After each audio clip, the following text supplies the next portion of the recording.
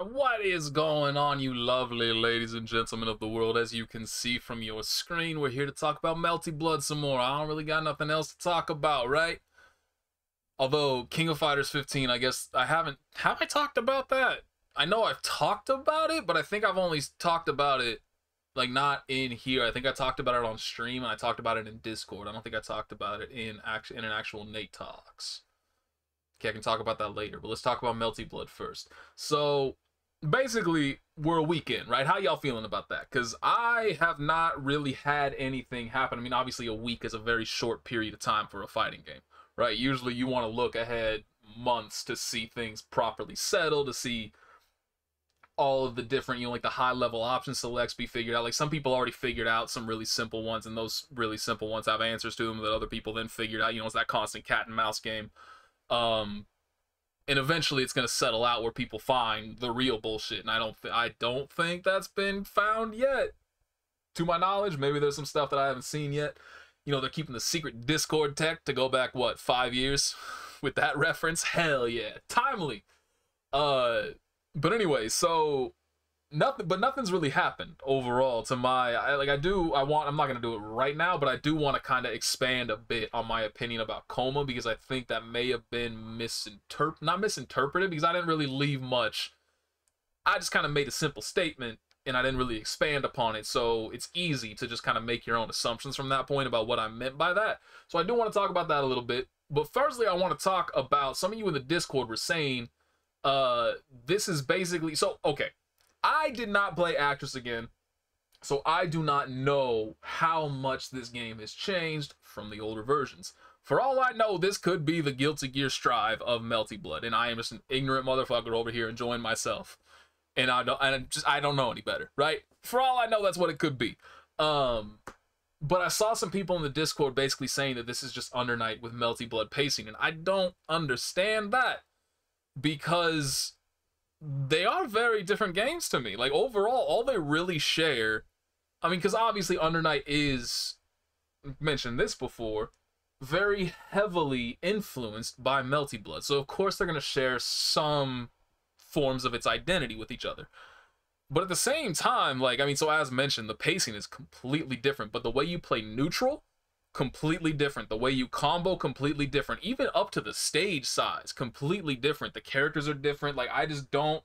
aside from, okay, Veil Off and Heat, very, very similar mechanics. Almost exactly the same. Not quite the same, but almost exactly the same in terms of its functionality. You can argue that Moon Drive is basically just a character-specific and far more readily available version of Chain Shift, and you wouldn't be entirely incorrect there, but at the same time, how many games have, screen freezing, you're invincible for this brief moment mechanics at this time, right? Guilty Gear has not YRC, but Roman cancels in general.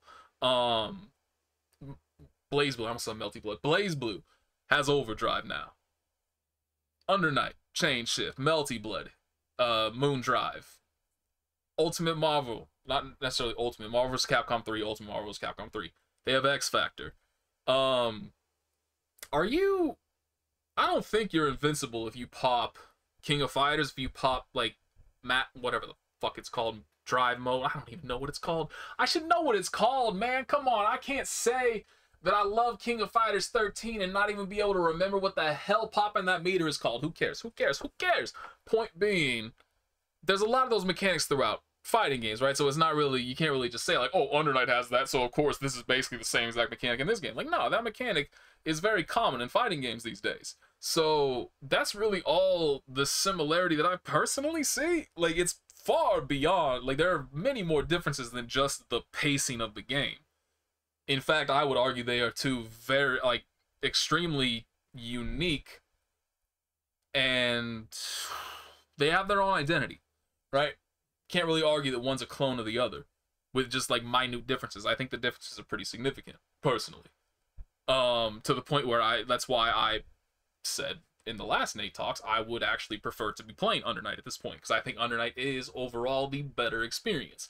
Whereas I am so far, again, something that hasn't really changed my impression early on was that, this is a really fun game, but it's kind of more of a distraction. It's what Samurai Showdown would have been to me if it didn't have SNK Online. It's what Grand Blue Fantasy Versus would have been if it didn't have pre-Strive Arc System Works Online. You know what I mean? Like, it's the type of game that I can't see myself wanting to play. Like, right now, I am posting BlazBlue videos. How long has it been since those games? I mean, it's been, what, like 6 years? 5 years since Central Fiction released? It's been ages. I don't see myself going back to Melty Blood type Lumina 5 years down the line to post videos of me fighting in Boss Rush mode. To be fair, Boss Rush is a shitty mode. It's incredibly boring. It would not be worth posting content for. But still, point being, it's not a game I see myself playing years into the future.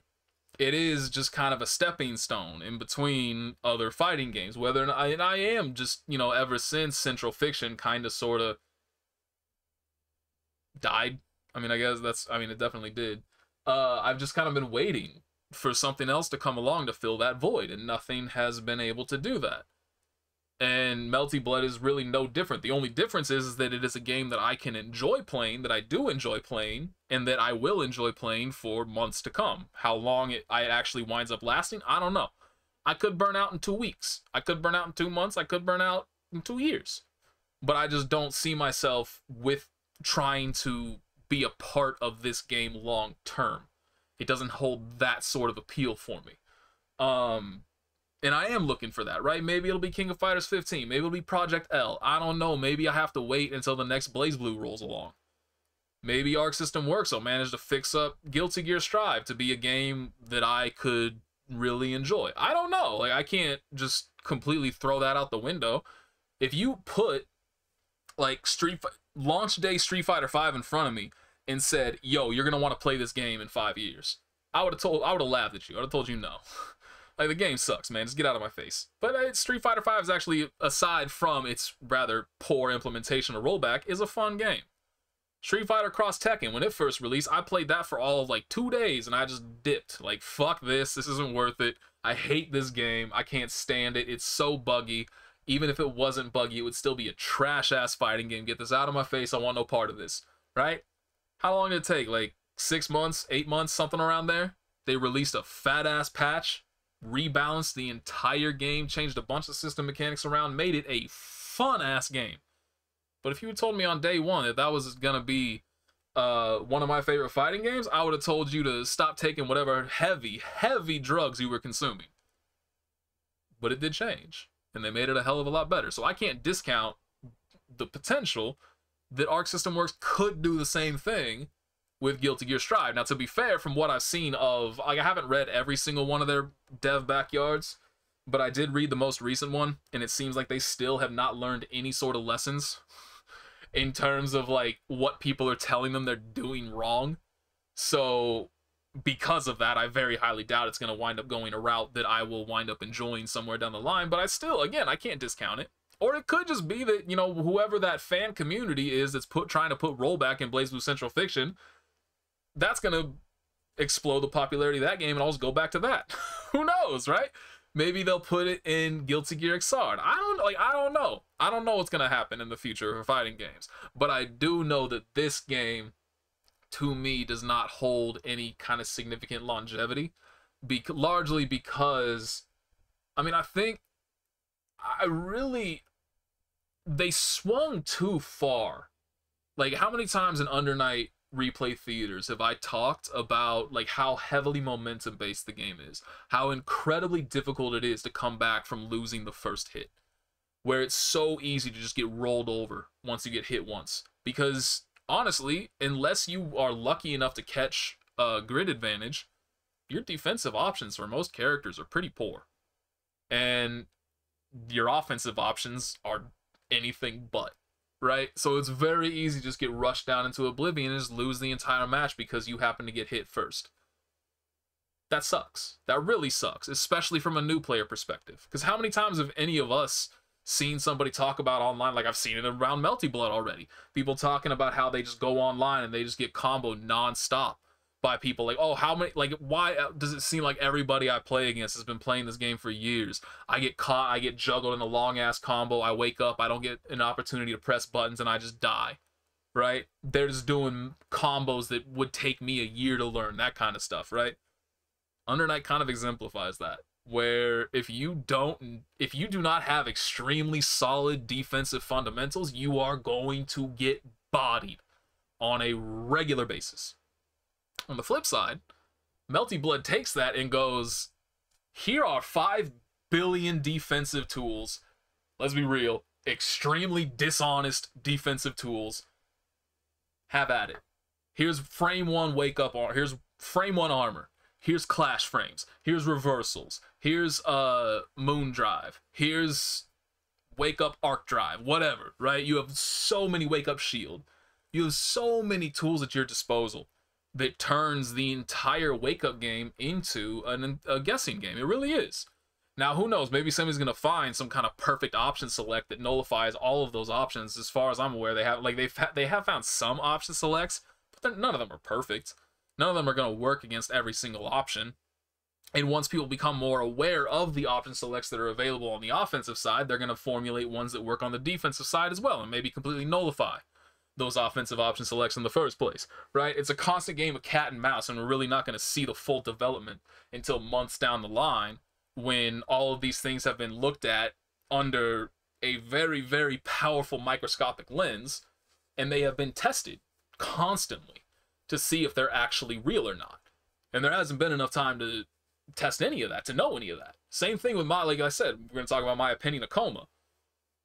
That doesn't have any factual basis behind it. It has no results behind it. There's nothing else. It's just a gut feeling. That's all that it is. And right now, that's pretty much, there's only been enough time to kind of formulate those gut feelings. There's nothing really solid. Hasn't been enough time to formulate anything real or solid yet in the game's lifespan. And it's going to take time until that does happen. So who knows how this is all going to shake out, right? But I just personally cannot see myself invested in this game long term. So let's talk about Kouma. Because like I said, I think he's the worst character in the game. And now, the one thing that definitely needs to be stated here, because I think not necessarily that any of you are jumping to this conclusion, but it seems that whenever you say somebody is, you know, oh, I think this character is worse than this character, I think this character is the worst character in the game, instantly people assume you're calling them bad, which is not true at all. I don't think Kouma is a bad character. I do not think there is a single character in this game that is bad. Whereas, I think it's kind of very similar to Uniclear, right? And Uniclear, I don't think any characters are bad. I think Hilda is the worst character in the game. I don't think she's a bad character. Now flip that around to Unist. I think Enkidu is the worst character in the game. And I think he's a bad character. And I don't think I'm going to get much argument there, right? So they're very different, you know, just because somebody has to be the worst, somebody has to be the best, and there can be a tiny bit of leeway there. But overall, people are generally going to be in agreement about one way or the other. Now, again, I don't expect people to agree with me early, especially in regard to Kouma. Now, think of this from my perspective as a Tager player for years. Before the release of every single BlazBlue, when we started getting news about log tests, we started seeing footage, we started just hearing other players' interpretations, their own thoughts about the game. Before every single version of BlazBlue that ever released, there was a group of people screaming that Tager was overpowered and he was going to ruin the game. Every single version. Now I want you to tell me exactly how many versions of Tager were overpowered. And if it's an answer anywhere above 0, I'm going to slap you. Real talk. The closest was Chrono Phantasma 1.0. They even nerfed him after that. But even then, I would not have placed him higher than A+ tier. He did have some bullshit options, but he had the same weaknesses that Tager is always going to have that are always going to prevent him from ever being an S tier character. He was never going to be that strong. Definitely strong. Definitely oppressive to play against. I have always held the opinion that the way that you tell if you've gotten good with your character, like if when you're learning a new character and you think you've gotten good, run a set against a Tager player and see how well you do. Because Tager will open up every single one of the flaws in your gameplay more than any other character in the game. And that's why a lot of people hate fighting him. Because a lot of people are very, very, very flawed in their gameplay. And it's frustrating to be confronted with that fact. And that's what grapplers do. It's not just Tager. That's what grapplers do. And so again, I'm going to carry that over. It's not just Tager. Every single fighting game I have ever seen, prior to the release, prior to people figuring out the meta, prior to the good players actually putting the bad players in their place, there's always a core group of people calling the grappler overpowered. Every single fucking game. I don't care what game it is. I don't care what character it is. I don't care how bad or how good they actually are. There's always people saying that character is good, that character is busted, that character may wind up being the worst damn character in the game. They don't care. Day one, their scrubby opinion is that that character is busted. So now, walk it over to this game. And now we have Kouma. Number one, a grappler. Number two, a ton of armor that a lot of people are going to mash into and not have the answer for. Of course, people are going to say he's strong. Of course, people are going to lose to him and feel bad and say this character is busted. Of course. I see it. I understand it. I don't agree with it. I could be wrong. I could be wrong. And I am perfectly open to being wrong because, again, it is nothing more than a gut feeling. There is no basis behind my statement that Kouma is the worst character in the game aside from a gut feeling. And that is perfectly fine, because that is exactly how I am treating everybody that has any other impression about this game. Anybody that tells me who the best character is, that's a gut feeling on your part. And you have no factual way to prove that. Anybody that says somebody else is the worst character, anybody that says somebody's busted, somebody needs a buff, somebody, like, I have seen people in Twitch chats saying, yo, this character needs a buff, they suck. It's been 3 days, man. You really think you understand this game backwards and forwards to be able to talk about balance 3 days in? Fuck off. Get the hell out of here, man. You're absolutely ridiculous. You're not that good. I don't care how good you are. I don't care how good you are. You're not good enough to understand the balance of the game and how it's all going to work out and whether or not a character needs buffs, needs nerfs, what kind of buffs they need, what kind of nerfs they need. You have no fucking clue. You want to talk about things conceptually? You want to say, like, hey, yo, I think this kind of thing is a bit underpowered and I think it could be better. I can think about that. I can agree. I can, agree or disagree with you on that. We can have a debate on that. But if you walk up here and you tell me, yo, this character needs buffs, bro. Why? They just suck, bro. They need buffs, bro. What do you want me to do with that? What do you want me to do with that? Same exact thing with me saying, I think Kouma's the worst character in the game. What the fuck do I expect anybody to do with that? Right? I don't expect anybody to do anything with that. That is just my feeling. That's my feeling. That's all it is. I'm not sitting here trying to say Kouma is the worst character in the game and he needs some buffs right now. I don't think that at all. I am not stupid enough to think that at all. I am just putting my gut feeling out there into the universe and seeing how it all shakes out. That's the entire point of me putting down that vlog video too. How garbage were those matches? Bro, they sucked. Imagine if I saw those matches in one of my replay theaters. Imagine how hard I would have ripped into those players, including myself. Hard as hell, those matches sucked, and I understand that. But it gives me footage to look at and compare.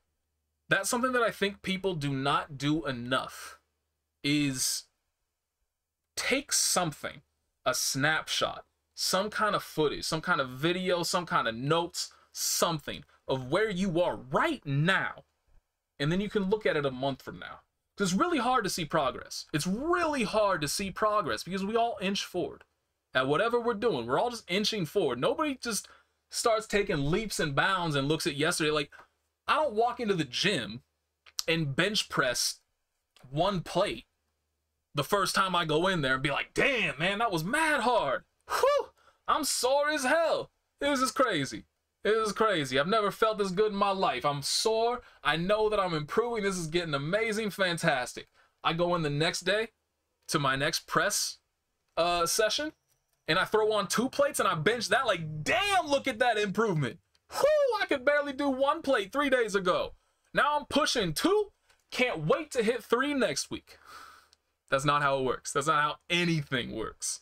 You gotta work. You gotta grind. And you improve slowly, incrementally.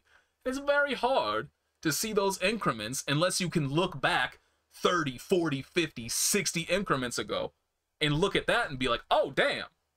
Okay, no, yeah, that used to be terrible. Oh, I used to play like that. Oh, that's ugly. That used to be me. Oh, that's no fun at all. Don't confront me with that. I don't want to see that. That used to be me. No way in hell did that used to be me. Yes, that used to be you. That's exactly what that video is for.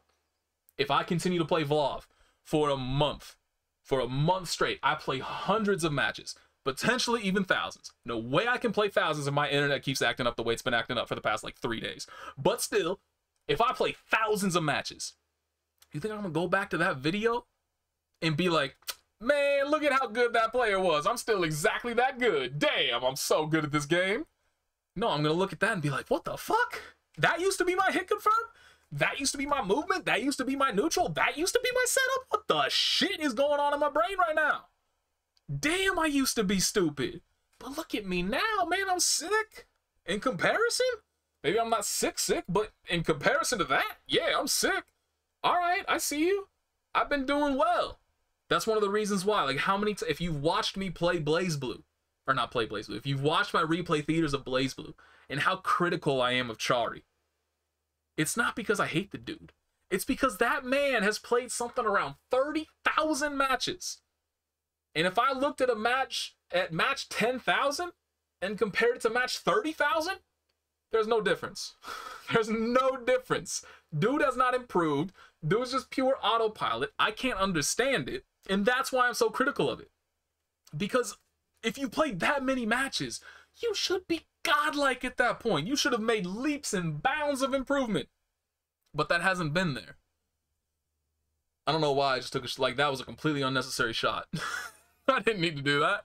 But still, point being, so that's what that entire thing was, is not me trying to say like, yo, for sure, there's no room for argument here. Anybody who disagrees is a fucking idiot.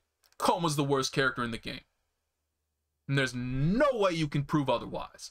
That's not the statement at all. That's kind of one of the problems with the internet, is that a lot of people do make statements like that. A lot of people do feel like that, where it's just kind of become this point of very black and white of like, I say this thing extremely aggressively, and anybody that thinks otherwise, downvote them motherfuckers, and they're stupid, and you suck, and you should kill yourself. Like, I don't know where that came from. I don't know why that developed, but that is a very real part of the internet. It's a very frustrating part of the internet. It's why it's kind of, for me, pointless to try and argue on the internet, because that's how a lot of people do shit, right? There's no actual room for argument. They're just making statements with no backing. They have no interest in providing any evidence for their statement. They have no interest in telling you why. They're just going to tell you something, and either you agree or disagree. And if you agree, hey, yeah, high five, man. We're cool. If you don't, hey, fuck you, virgin, bitch. I don't know where that comes from. I don't know where that comes from, but that's not what I ever mean. That is not what I ever intend. I want to argue. I want to solidify my thoughts. That's one of the reasons why I do this, because I'm just sitting here talking my way through shit. And sometimes I talk my way into completely disagreeing with myself, where I realize, like, wait, okay, that's completely wrong because of this, this, and this. Or alternatively, that's completely wrong because I'm a fucking idiot. Or sometimes I manage to argue myself deeper. I manage to convince myself even further because I start to actually logic my way into it. And I start seeing it from other angles that I hadn't seen it from before.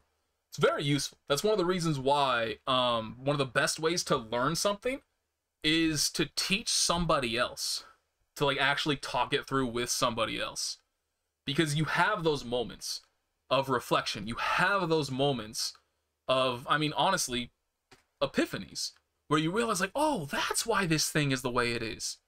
I hadn't really thought of it that way before, but now, you know, now that I'm talking through it, or maybe now that somebody's bouncing questions off of me, I'm thinking of it from a different angle and I understand it even deeper than I did before.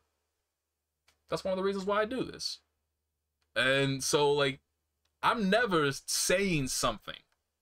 So I shouldn't say never. Like, there are definitely moments where I say, you know, for instance, if you disagree with me about King of Fighters 13 being the best fighter of all time, we're gonna have words. If you disagree with me about Guilty Gear Strive being garbage, we're gonna have words. I don't actually think that seriously about any of it. I've been terrible about any, like, I hate when people ask me, hey, yo, bro, what's your favorite X thing? I don't have a favorite anything. I don't got a favorite color. I don't got a favorite movie. I don't got a favorite food. I got nothing. I got shit that I like. I got shit that I dislike. Some things I like more than others. But you want me to narrow it down to a pure favorite? Like, if you ask me, hey, yo, bro, what's your favorite type of food? I'll tell you Mexican. 100% Mexican food is my favorite food. If I had to choose, if you told me, hey, you got a choice between this Italian place, this Mexican place, this Indian place, this Chinese place, where are we gonna go? I'm going Mexican 100% of the time. Try and stop me. You can't, I'm huge. But if you want me to say, okay, what's your favorite Mexican dish? Bro, I got nothing for you. I got nothing. I like it all. Fuck it. Get me an entire goddamn table of stuff. That's all my favorite. All of it right there, that's my favorite. I'm terrible at it. So saying, like, that's just a weird ass tangent that I went on, but just to say, like, I don't really have a favorite fighting game. I don't have a favorite game. I don't have a favorite movie. So yeah, that was just a pointless tangent. You're welcome. You're welcome. What else was I gonna talk about? King of Fighters 15, but I don't got no King of Fighters 15 logo. Do I? Let's check this shit out. Let's go. Properties. Browse. Because I have an entire folder just for game logos. Now, I may have a King of Fighters... I should have a King of Fighters 14 logo. But I don't think I'd have a King of Fighters 15 logo. There's King of Fighters 14. I have a King of Fighters 15 logo. Yo, I'm sick. Oh, look at that. Prepared. Boom. I mean, to be fair, I don't really have that much to look at. Right? Because, so, if you are not aware, the Tokyo Game Show happened. Is it still happening? I'm pretty sure it's over. I think it's over. Either way, it happened. And at that game show, SNK had a booth that had a playable version of King of Fighters 15. Now, unfortunately, it did not feature a whole lot of characters. To my knowledge, it had like 8 or so. So it featured the newly announced, is it Isla or Isla? I don't know. Graffiti girl with demon hands. Man, I'm kind of sad about the demon hands. I really like her design, and I wish they had just gone all in on the graffiti aspect, or like the spray paint aspect, and left the whole demonic hand thing out of it. I don't like that part. You're welcome for that. Completely pointless statement. You're welcome. But so it had her, it had Shune, it had Yori was there. Mai, I'm pretty sure, like, Mai had to be there. It's Mai. I'm pretty sure K-Dash was there as well, which is why they finally released the trailers for K-Dash, and I think it is Isla. I'm almost positive it's Isla. So they released the trailers for those 2 characters. Anyway, I think it had 8 characters or so. Kyo had to have been there. Terry was there, definitely there. Was that 8? I don't even know. I can't count. I can't even remember who I said. Either way, it featured a bunch of characters, and honestly, I'm a little scared just because the damage output is freaky, right? Like, King of Fighters has always had, isn't it just called max mode? Now that I'm actually thinking about it, it's just called max mode. When you go into the special mode where you can, you know, cancel special moves into each other. You've always had huge damage from that. Always. King of Fighters, that was one of the big things about King of Fighters 13. Was that if you had that bar fully maxed out, pretty much anybody in the game had 100% combos. If they were an anchor. Some characters didn't have it unless they were an anchor and they had that additional meter, so they could do a super and do a, what's it called, max super? Whatever it is. But yeah, I mean, in general, it hurt. If you got hit by that and they canceled into max mode, yeah, it hurt. Your life sucked. But those combos took effort. They were not easy combos for anybody in the cast. They were hard. There's a reason why King of Fighters 13's mission mode, combo trial mode, whatever the hell I'm pretty sure they called them combo trials, are held up as being as difficult as they are. Because they are difficult. They're not easy combos. And then I'm looking at footage from King of Fighters 15 that people are posting on Twitter, and they're like 80, 90, 100% combos that are quite literally normal, max mode cancel, normal, maybe a follow-up normal, maybe they just go straight into a special move, into a super, into a max super, and they're doing, again, like 80, 90% damage just from that. Like the simplest possible combos you can imagine. No difficulty involved whatsoever, no setup involved whatsoever. It's just, you landed a normal, cool, max mode, 80% of their life gone, with no effort whatsoever. That scares me. That really does genuinely scare me. Because I am perfectly fine with rewarding somebody with a very difficult combo that, you know, they actually get the damage that they deserve from it. But when it's just that, like, I feel like that should never surpass, like, maybe 50%. If you're throwing all of your resources at something, but all you're doing is just normal, special, super, max, super, 50, 60%. I'm comfortable with that. More than that, it's just too easy to do that, man. It's just too easy. And I don't think you should be getting that heavily rewarded with something that's that easy. So that kind of scares me a little bit, seeing all that footage. And it's not just from Kyo that they were showing that. People were showing that for everybody. And none of those combos looked anything similar to, I mean, even King of Fighters 14. But definitely King of Fighters 13. Like, nothing even close to that level of complexity in order to get the similar amounts of rewards. And so, you know, you're seeing people complain about in King of Fighters 14 about how prevalent max mode is. I'm saying people. Me. I'm people.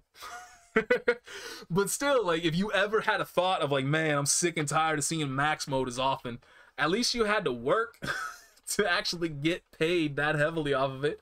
But now it's just, you know, you pop max mode and you're guaranteed an additional 50, 60% damage on top of what you already done. Eee, that scares me, man. To be fair, again, oh, I didn't even mention at the start. No, I fucked up. Melty Blood, King of Fighters. Damn it. Beta test your games. Because we wouldn't want a game to come out and have a bunch of bugs at launch that you have to scramble to fix, right, Melty Blood? That would suck. That would suck. So definitely beta test your games. But King of Fighters 15, definitely. Definitely. SNK, you fucking morons. You guys have shit the bed so many times. So many times. You had a gold mine on your hands in Samurai Showdown, and you shit the bed in so many different ways. Don't do it again. Don't do it again. Don't be idiots. Please. For the love of God, don't be idiots. You will be. I know you will be. I got no faith in you. You haven't proven that you deserve any faith. I got none. But still, it's worth begging. Don't be idiots. Please and thank you. Alright, there we go. But I don't know, man. I don't know what to think. I don't know what to think. Because who knows, right? I mean, that was always the copium that people were throwing out around Guilty Gear Strive, right? They still got time to work on the game. We're going to see a completely different game on release than what's available right now. They're going to listen to us. They're totally going to listen to us. They care about our feedback. They care about our opinions. Those lobbies are an April Fool's joke. They won't be in the main game. How'd that work out for you? I'm out!